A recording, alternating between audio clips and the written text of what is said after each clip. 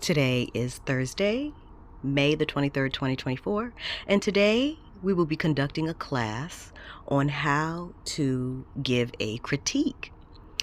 This particular class is on how to be a human being, and we will be using the Hampton University Special Edition of the Humanities 2 interactive textbook as our example. But before we do that, we are going to look at some pages from the University 101 orientation class on how to justify or to back up my statements that high school diplomas and college degrees in a state approved Department of Education or Board of Education program are toilet paper.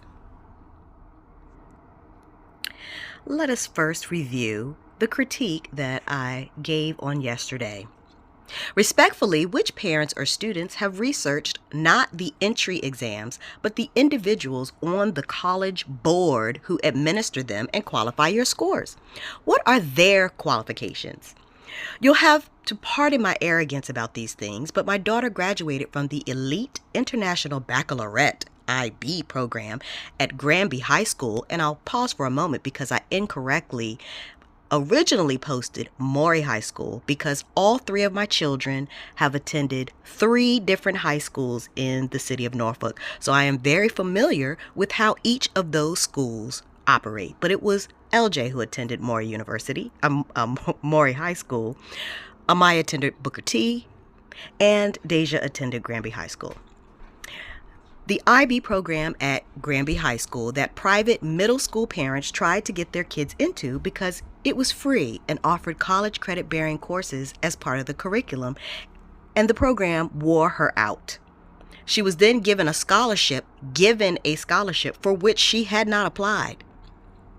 A scholarship to Hampton University to assist with the $33,000 per year, but I actually believe it was tuition, another typo, per semester, tuition, and they nearly destroyed her and her best friend, who did graduate, in every conceivable way. No one should ever have to endure what either of them did. I'll never trust them again, ever. What is the SAT test? The SAT is a multiple-choice computer-based test created and administered by the college board. The purpose of the SAT is to measure a high school student's readiness for college and provide colleges with one common data point that can be used to compare all applicants. My question is, what year did these entrance exams start, and what did college admissions offices do before that? I personally took the SAT 3 times because I had scored too poorly, according to my high school teachers at the time, and the highest score I received was somewhere around 1,000, which I felt like was good enough, and obviously was, because I was able to get into the programs I needed to get into, all the way through becoming a licensed clinical professional counselor. Let's look at a textbook advertisement for SAT preparation. It says that this book, which you have to purchase, includes 5 full-length tests with a total of 770 practice questions. Each question comes with detailed answer explanations that explain the logic behind a particular answer. These explanations will help to direct your thought process while choosing an answer option. Ultimately, this practice guide will help you improve in accuracy and increase your chances of scoring high. With this book, you will be equipped with the practice and skills required to sail through the SAT. Moving on, respectfully, all credentials considered credible by a standard issued by the U.S. Department of Education and state boards of education are toilet paper. I am not minimizing the accomplishment of our kids having completed often ridiculously useless academic standards because they do not teach them how to live and function independently in an interdependent society where they feel safe, healthy, and happy. To obtain these diplomas and degrees because they deserve to be acknowledged for this. However, for any of you who did not graduate from a DOE public school or matriculating post-secondary program, and even for those of you who have. I want you to research the requirements for a general equivalency diploma in your state, and then ask yourself, what grade would you have had to complete to pass that exam? Understand that all trade schools and community college programs that are accredited accept these in lieu of a high school diploma, and after receiving a 2-year associate's degree from a community college for far less cost than a 4-year college or university, the degree can then be transferred into a 4-year program to complete a bachelor's degree just like any other student. I promise you that once you graduate, it is only someone you want to be employed by who would care whether you graduated from either high school or college. And then the question becomes whether they will then pay you enough to cover the debt you accumulated to get the degrees or credentials in the first place. I know this because no one asked me who did not know me before, because most of the people who were sent to me were referred by other people who had had positive experiences and achieved the outcome they set out to achieve when they were sent to me. But even those who I had not known before, or who had known me before, who were walk-ins, for example, or sent by the insurance company, I would have to correct them because they would call me doctor.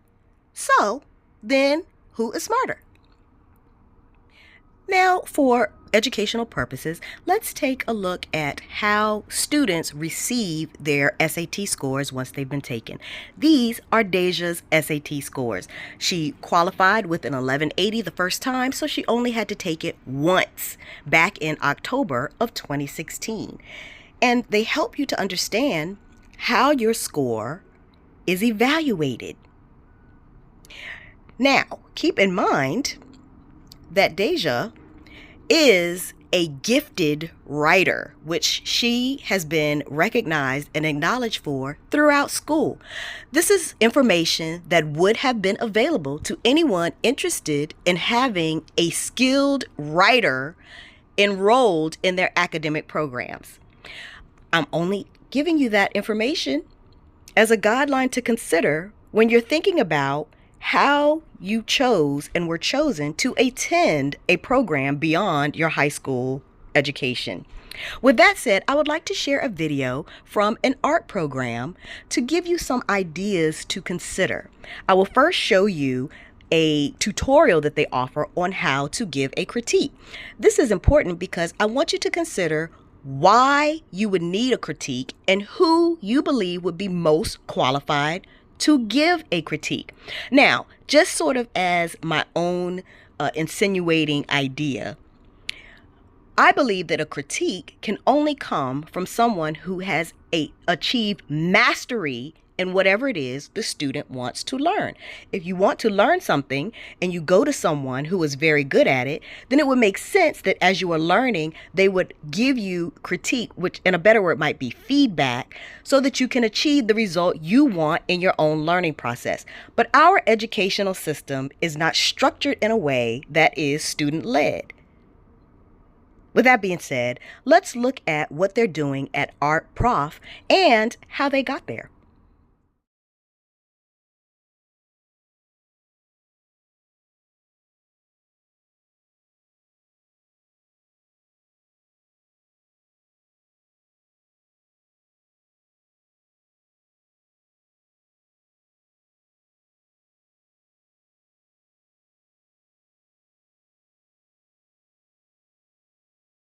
Professor Liu, and I'm a fine artist working in drawing, printmaking, and sculpture.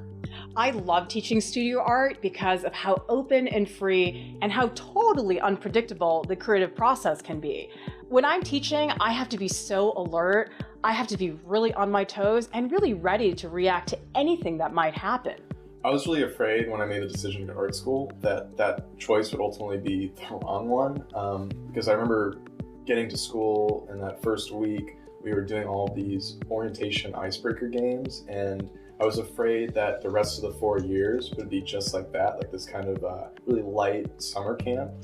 And I was immediately dissuaded of that fear. Luckily, the first day I got into Professor Liu's drawing class, and more importantly, during our first critique, when I put up this drawing that I was really proud of, and Professor Liu said that I had great technique, but that with such poor composition skills, the drawing might as well not exist at all.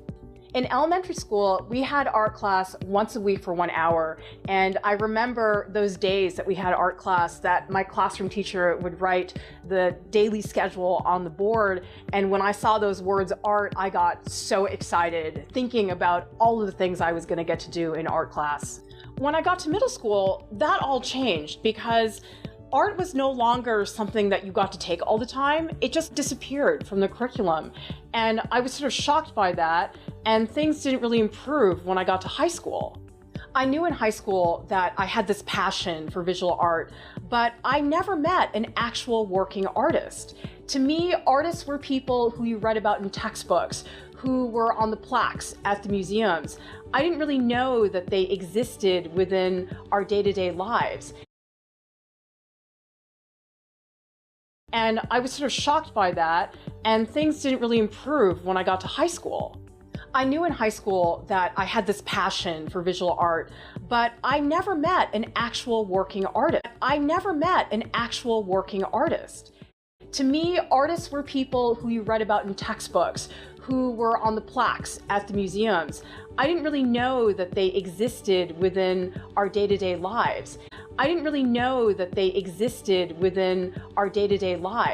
And I looked at some of my peers who are musicians. They were studying with the top musicians in town.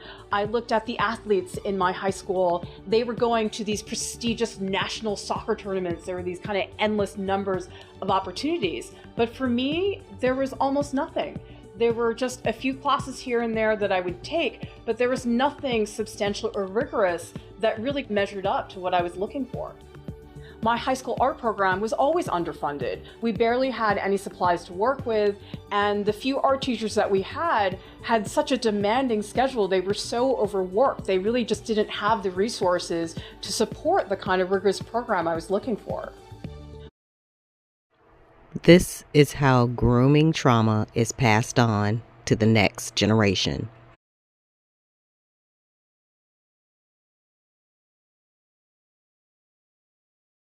Role in getting the kind of feedback that I know I need for a particular piece, or just getting a sense of what the next step should be.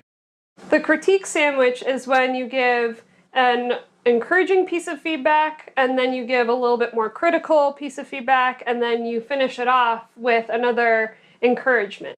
They can leave from that critique experience feeling really good. Students sometimes come into my class and they think that they're not worthy of expressing their opinion because, oh, well, I don't know how to speak about it. The only way to speak about it is to say what you're thinking. You are doing everybody a favor if you can just speak in plain English, use simple, direct words.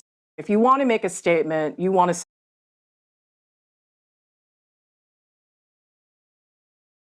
say, oh, well, I think the composition could be better. Say why. Even when you're giving positive feedback, to think about like what the utility of that comment is. I want to point out the good qualities, but I also want to point them out in a way where it'll give the artist somewhere to go. When receiving critique, I really try to remember it's my artwork that's being critiqued, and it has nothing to do with me as a person. A lot of us have a really personal relationship with our art, so it's hard to separate those things sometimes. It's really hard not to take it personally, but it's not about you. It's about the work. I've got this one friend who I always ask for a critique, but every time he gives a suggestion, I'm always like, oh, I've already done that. I'm already thinking about that. And he's like, Lauren, why do you always get defensive? And I'm like, oh, I didn't even realize I was doing that. So I think the first step is just noticing that you're being defensive. Whenever I do comics, I always draw little thumbnails and just present them to people without saying anything. I just say, what do you see? If what they see matches what I want the audiences to see, I know I've done a good job. But if they see something completely different, I know I need to go back and revise the thumbnails. I want to listen to everybody, even though I know it's not going to actually make me feel happier about the work. Probably the best thing about critique is that you do get like such a wide variety of opinions. It can be overwhelming because sometimes they contradict, and I like to think of critique sometimes as like a choose your own adventure where you have like a lot of different options laid out It's really good sometimes to have an in-progress crit, because if a student is going down the wrong track or making a decision that is going to be perceived wrong later in the future, you can catch that in the middle and then direct them towards a path that is more their intent. I always ask students to bring their sketches and their finished work to the critique, because sometimes you can see something in the thumbnail sketches that reveals something about their process, or sometimes even the thumbnail sketch might be better than the finished artwork. Yeah, I really find that thumbnail sketches really shows all of the artist's thinking. All of the artist's thinking. Now, let's look at a few introductory pages from the Hampton University Student Orientation 101. The first thing they want to ensure that you understand they hope to do with you is to empower. And then there's a Nelson Mandela quote here: "A good head and a good heart are always a formidable combination. But when you add to that a literate tongue or pen, then you have something very special." Hampton University, HBCUs, past and present, college, your gateway to the future. Let me just pause. When I was in college, it used to get on my nerves when professors would just read everything that was on the slides. But that's what we're going to do today, because, we're being drawn into this debate about whether or not colleges and universities and high schools, especially elite high school programs, issue toilet paper when you complete their ridiculous standards. College, your gateway to the future. Going to college is a major milestone in your life. You are standing on the cusp of new experiences and new opportunities. Indeed, a whole new world. You're feeling happy, excited, and invigorated by the promise and opportunity ahead. At the same time, it is also likely that you may be feeling anxious and fearful of the unknown, or maybe even self-doubt. Such wide-ranging emotions are common among students during this period of transition. Nonetheless, you've worked hard, planned well, and maintained discipline. Within the four walls of the university, you will translate hopes and dreams into achievable action steps. College brings you one step closer to realizing your life's dreams. Why college matters? Enrolling in college is the most important decision you will make on your journey toward the realization of your hopes and dreams. It pays, literally, to go to college. Over the years, numerous studies have examined the relationship between higher education and income. These studies have found that earnings over the course of over a lifetime are determined in large part by education. In other words, your level of education will dictate your earning potential. Going to college greatly increases your lifetime earning potential. According to the U.S. Census Bureau, the median household income of a family comprised of high school graduates is $28,744. For a family comprised of individuals with at least 4 years of college, the median household income nearly doubles to $50,549. In short, going to college means you will increase your lifetime earning potential nearly 50%. Disparity in earning potential among high school and college graduates. The margin further widens when one pursues education beyond the bachelor's level, for instance, a master's or doctoral degree. Beyond immediate earning potential, college is important because your course of study will allow you to develop skills crucial to employment and success in the high-tech global economy of the 21st century. For example, you will develop a skill set anchored on the application of critical thinking, writing, and analysis. These are crucial skills relevant for whatever profession you plan to pursue in future, be it in humanities, social sciences, education, medicine, business, law, the ministry, or public life. Your college experience will not be limited to professional development. You will also blossom socially.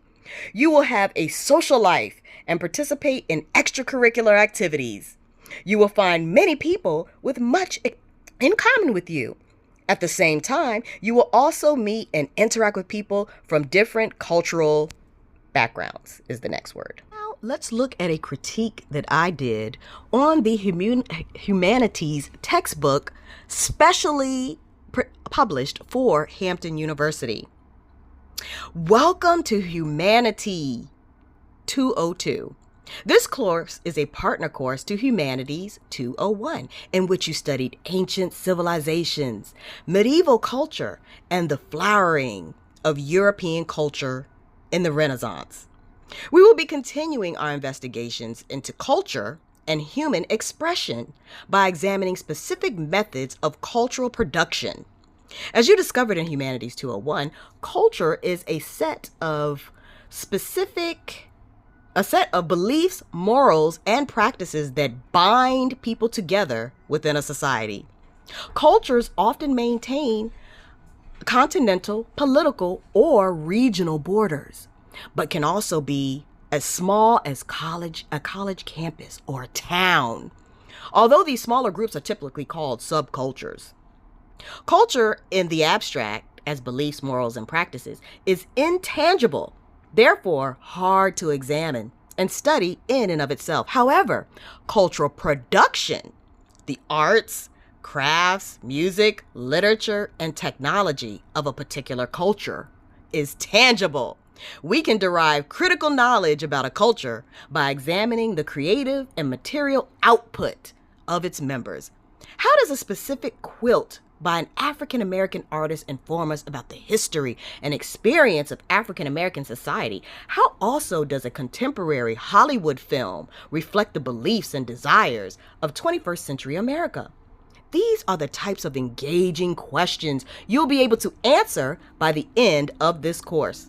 Although this textbook will focus on Western culture, the terms, methodologies, and concepts are applicable to non-Western cultures as well.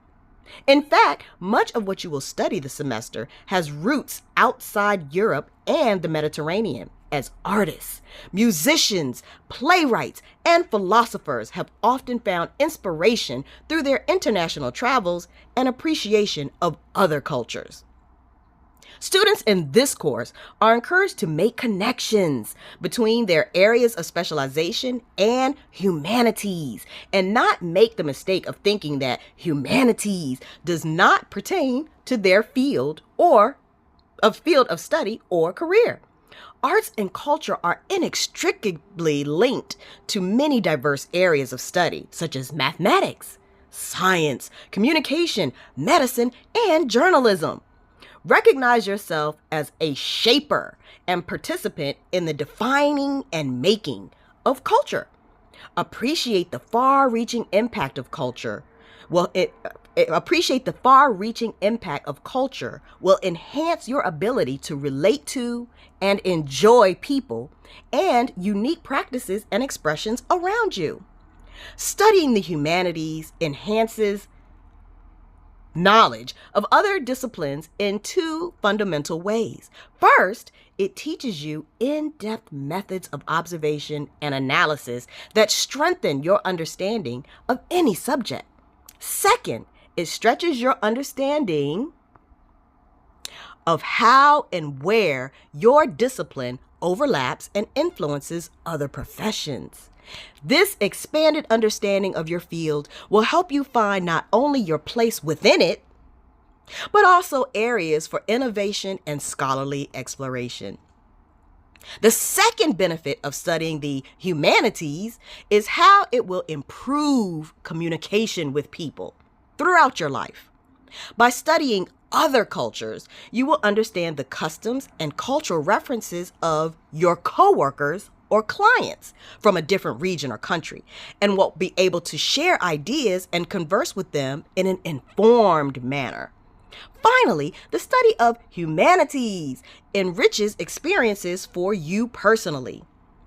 Going to plays, orchestral concerts, art museums should be enjoyable aspects of your life. This course will give you the tools and analytical skills necessary to demonstrate an understanding and appreciation of visual and performing arts. An essential aspect of a college-educated adult is having visual and cultural literacy, viewing, discussing, and evaluating creative output. Aesthetics, the concern for beauty or physical appearance, plays a major part in the study of humanities, especially the visual arts and architecture. The study of aesthetics goes hand in hand with the study of creative production. Even though you may not realize it, you are already using many of the tools of creative production every day. From choosing what to wear, to posting and editing images on Instagram, to making decisions about how to arrange your furniture, you are actively participating in aesthetic and cultural production all of the time. Let this give you confidence. You already have the basic tools for understanding and evaluating art, music, architecture, drama, and more. As you navigate your way in this course, consider how the concepts you are learning can be applied to your everyday life. Hampton University's rich cultural heritage enhances our in-depth study of creative production in several ways. First, an understanding of architecture, art, theater, music, and dance provides you with a deeper appreciation for the historical and creative significance of our buildings, murals, and world-class Hampton University Museum. It also enriches your experience of the many theatrical performances, dance, and musical concerts available each semester. Second, your education will be buttressed by first-hand experiences as you attend these events as part of this class's requirements. The ability to observe firsthand the theatrical performance, to experience the lights set and dramatic dialogue is to witness the transformation of the written word into lived experience. Through class discussions and written assignments, you will gain direct experience analyzing cultural events. Finally, Hampton University's strong relationship with the community at large through its art exhibitions, performances, and creative lecture series demonstrates the ability of art to serve as community outreach and continued education. Through your experiences in this class, you will see how far-reaching and significant the impact of the arts can be. The structure of Humanities 202 is interactive and thematic. We will use the textbook, online resources, and campus activities to explore different modes of cultural production. This textbook offers a thematic approach to the arts, meaning that we will focus on one method of creative production at a time. A singular focus on painting, sculpture, architecture, music, literature, dance, drama, and film allows you to understand concepts and trends specific to one discipline at a time, and to have the opportunity to apply methods of critical analysis to individual works of art. This method also prepares you for a lifetime of art appreciation and understanding. The course content is enriched and solidified through the online portion of the textbook. Online activities such as games, case studies, quizzes, and exams will enhance classroom concepts, methods of inquiry, and key figures. This course will also use the various cultural events at Hampton University as primary resources in your understanding of cultural production. Theater performances, art gallery receptions, musical concerts, and thought-provoking lectures will give you firsthand experience in using the tools of cultural analysis and evaluation. On completion of this course, with your realization of the dynamic nature of culture and your ability to look, listen, interpret, you will be empowered by your knowledge to build bridges of understanding and appreciation across cultures. A lasting engagement with the humanistic tradition will greatly help you embark on life's journey, knowing and living education for life. A motto for every true Hamptonian. A structural approach to humanities.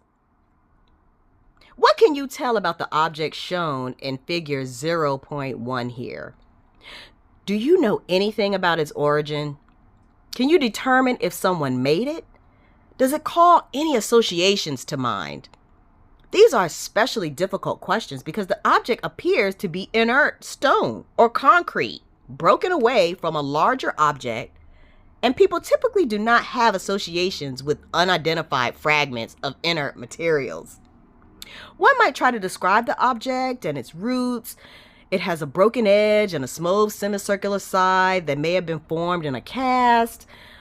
It may weigh a great deal per unit volume because it's made of rock, aggregate, and granular cement particles. Formed concrete of this type must come from an advanced society, etc., etc. Such an investigation could go on endlessly, and we still might not ever know if the object has importance. If you're told that this is a piece of the Berlin Wall, however, you may have much more to say about it. A seemingly inert object suddenly takes on meaning and releases constellations of information associated with a particular historical period. In this case, the object is part of a wall that stretched over 90 miles, separating two societies during the Cold War following World War II. The Berlin Wall inspired many stories about political espionage and people's attempts to escape from the Soviet Union into the West. The wall conjures up stories about the general fear of the Soviets as a world nuclear power during the 1960s, and even the remarkable day in 1987 when President Ronald Reagan asked Prime Minister Gorbachev to tear down this wall. One might even discuss the day the Berlin Wall fell in October 1989 and how Beethoven's Symphony No. 9 was performed nearby to celebrate the fall of this last vestige of the old Soviet order. So it is with objects illustrated in this textbook. Some of them may be familiar and others may be totally new. Some may immediately suggest topics of conversation and others may suggest nothing at all. In order to discuss objects about which you are unfamiliar, you will need a method of inquiry based upon years of tested debate, discussion, and experience. The method adapted here comes from principles found in Benjamin Bloom's taxonomy and is labeled the critical method. So let us review what the critical method is. Bloom's treatise gives many examples of the ways in which we learn and methods for examining the world around us. A number of those principles are selected and paraphrased below in order to increase your efficiency in thinking about artworks. The steps include description, analysis, interpretation, and evaluation. In this first step, description, one describes the object, everything known about it, and what it looks like. It is important to give the title, the creator's name, the date, the type of media, its function, and its location. As a sidebar, because if you don't, you will get scratched for copyright infringement, even if it's your own work. Analysis, the second step, is an important skill developed through this humanities textbook. In analysis, things are taken apart and assessed according to standards. For example, in literature, one can analyze a work in terms of its plot, character, symbols, setting, and point of view. Knowing and applying critical terms to artworks is central in gaining insight about them. Because it's not necessary to speak to artists. You can interpret what they say in any way you want without regard for what their intention is. Oh, no, I'm just kidding. But that's what people do. In step 3, interpretation, themes are brought together and patterns are identified. The result may be an essay, a commentary, a research paper, or simply a conversation. Patterns are arranged in new ways and discussed in order to understand various levels of meaning. What is the significance of this object? What idea does it present? How are its meanings and content expressed as patterns? And then evaluation, this final step, involves an appraisal of previous information. Where does this specific object belong in our world? How does it reflect other things at the same time in history? Is it part of a larger piece? Where does it belong and what influence does it have? Does it have a place in history? Is it possible to develop a personal point of view about this object? These 4 steps can be applied to seemingly inert objects, such as the Berlin Wall fragment shown in figure 0.1, or to artworks that are obviously charged with meaning, such as The Starry Night, 1889 by Vincent van Gogh, who they drove completely insane in the same way they have tried to drive me insane and my daughter insane. But that's a sidebar note. Please read the critical method given for this famous painting and add observations to the discussion. We won't be doing that today.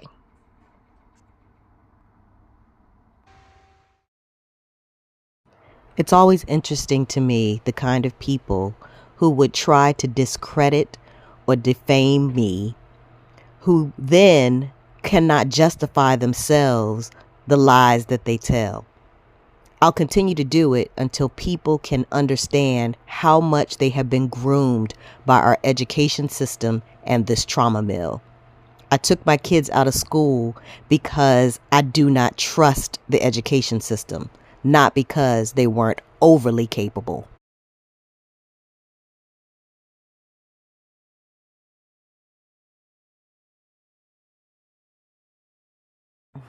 Would someone please ask the college boards how they would critique this object?